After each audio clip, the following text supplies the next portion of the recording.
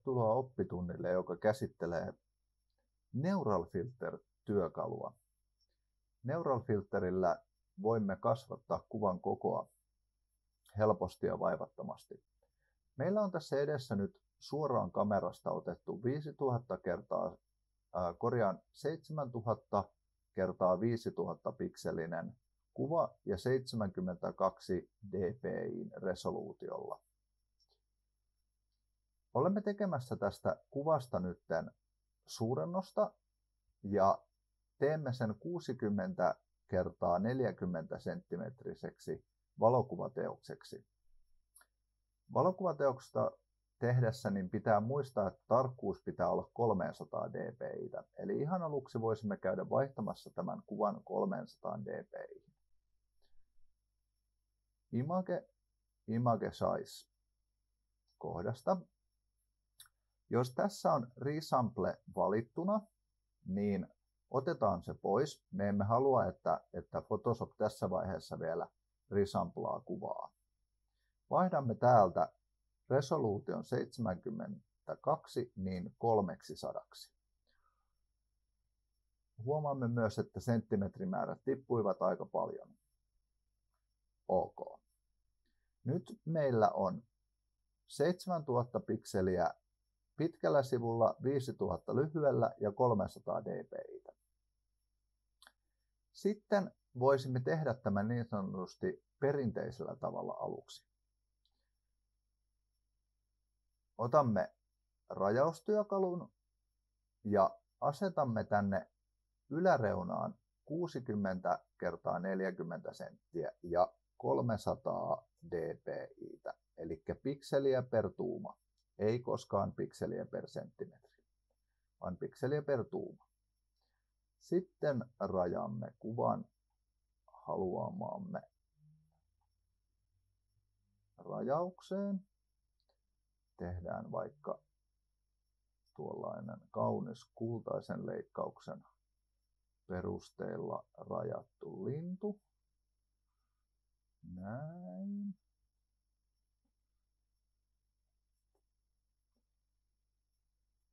Tehdään se vielä uudestaan. Siinä kävi pieni. Näin.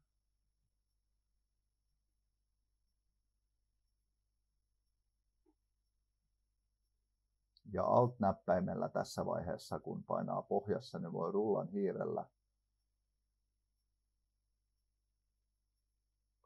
hiirellä zoomata kuvaa. Rajaamme linnun haluttuun kohtaan. Näin. Ja nuolinäppäimellä voimme sitten vielä vähän hioa rajausta. Nyt haluan, että se on täysin keskellä 1/3 kuvasta sekä sivusuunnassa sitten kultaisessa leikkauksessa. Painamme Enteriä. Ja tässä vaiheessa Photoshop teki itse tämän kuvan suurennoksen. Huomaamme, että täällä on vähän epätarkkuutta tässä kuvassa. Nyt tallennamme tämän kuvan tällaisenään, niin voimme myöhemmin sitten vertailla tätä ja siihen ammattilaisten käyttämään jälkeen tai ammattilaisen käyttämiemme työkalujen jälkeen. Tallennan tämän nyt tässä tapauksessa koneelleni kuvat kansioon ja tänne sitten nimellä peruslintu 60 kertaa 40 senttimetriä. Sitten vaihdamme JPEGiksi sen. Näin. Ja korvataan se vielä, kun olen sen jo aikaisemmin tässä tehnyt, mutta sitten kannattaa aina oikeastaan tallentaa kuvat 11 qualityyn, koska 12 qualityä ei anna meille oikeastaan mitään muuta kuin lisää tiedostokokoa. Siinä ei ole huomattavaa eroa. Eli 10 on aina kuitenkin maksimum. Jos me tiputtaisimme tämän 10 tai 9, niin huomaamme, että kuvan koko pienenee, mutta sen tarkkuuskin sitten kärsii. Eli 11 on aina hyvä tallentaa kaikki JPG-kuvat. OK. Sitten avaamme jälleen kuvan perusmuodossa. Eli siinä muodossa, kun se oli kamerasta tullut. Eli 5000 pikseliä kertaa 7000 pikseliä kertaa 5000 pikseliä ja 72 dpi. Menemme jälleen vaihtamaan ensiksi resoluution 300 dpi ja sitten painamme OK. Teemme jälleen kuvalle rajauksen. Tässä tapauksessa teemme saman rajauksen kuin aikaisemminkin.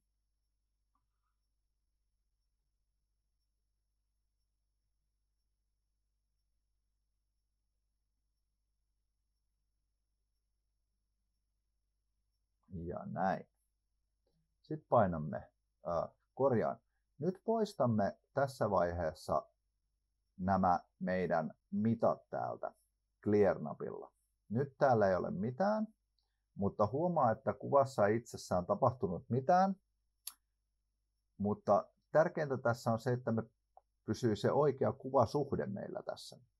Eli se kuvasuhde on se 60/40, mitä me sitten lopullisessa työssä havittelemme. Painamme Enteriä. Ja nyt kun me menemme katsomaan tänne kuvan kokoa, niin huomaamme, että meillä on vain 2000 pikseliä, 2800 pikseliä ja 1800 pikseliä. Tässä vaiheessa meidän pitää selvittää, että kuinka paljon pikseleitä me tarvitsemme 60x40 kokoiselle kuvalle.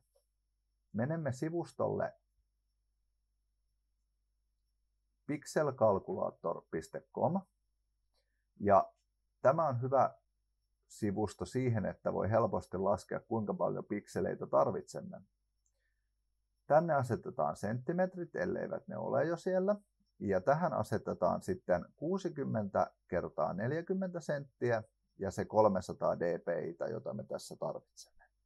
Niin saamme tulokseksi 7000 pikseliä kertaa 4700 pikseliä noin.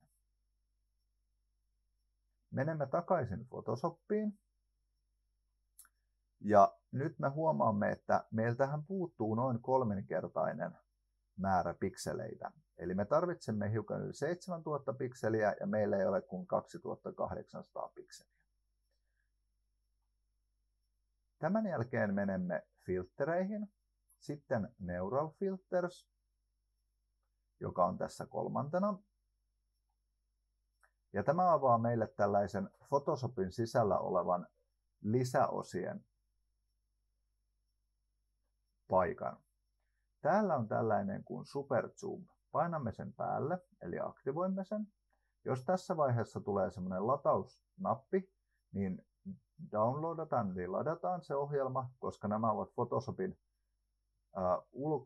Photoshopiin ulkoisia niin kuin ohjelmia, niin ne pitää tänne erikseen ladata. Minä olen sen jo ladannut, niin minä olen suoraan tässä valintakohdassa. Nyt me muistamme, että meiltä puuttuu noin 3-kertainen määrä pikseleitä. Niin tässä on Zoom Image, niin painamme kerran sitä. Odotamme, että kone prosessoi tämän meidän suurennoksen.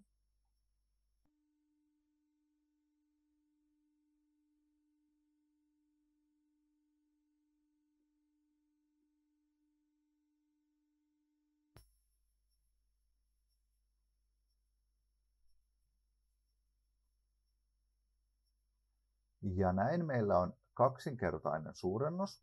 Sitten teemme vielä kerran tämän. Painamme 3-kertaisen suurennoksen. Ja huomaamme, että koneen laskentatehosta riippuen aikaa menee noin 5 minuuttia.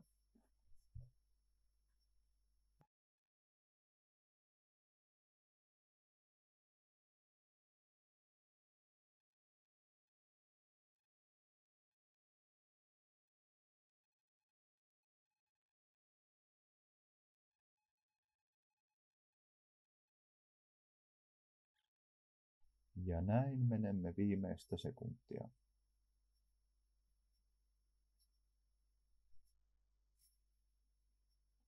Sitten kone on tehnyt työnsä ja suurennus on valmis. Jos haluaisimme, voisimme tässä vaiheessa vielä poistaa kohinaa tai terävöittää kuvaa. Mutta painamme nyt OK. Huomaamme myös, että tämä teki tästä nyt erillisen tiedoston.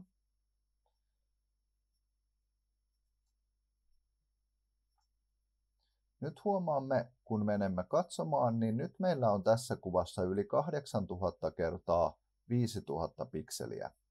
Ja kun muistamme meidän muistilapustamme, niin kuvaan tarvittiin 7000 pikseliä kertaa 4700 pikseliä.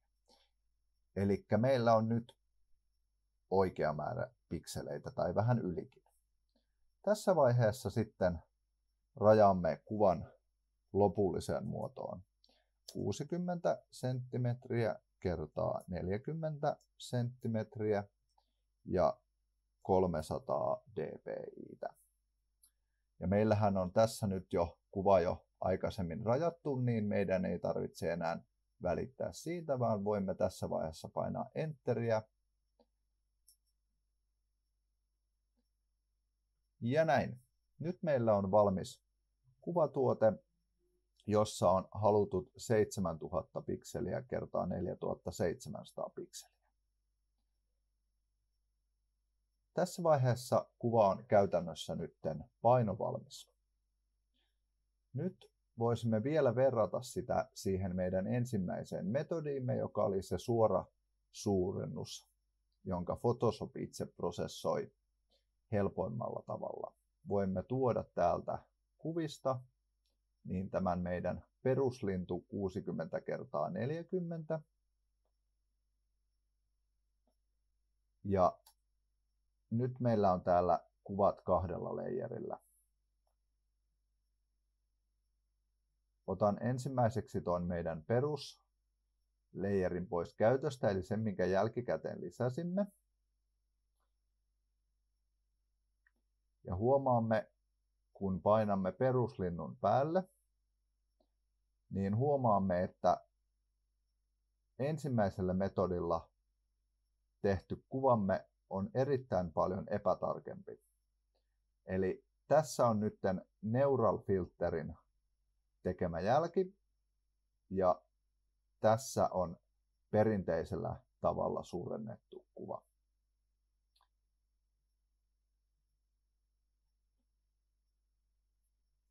Poistan tuon meidän perinteisellä tavalla tehdyn version ja sitten voimme tallentaa tämän minne mieleni halajaamme ja lähettää sen jälkeen painoon. Kiitos.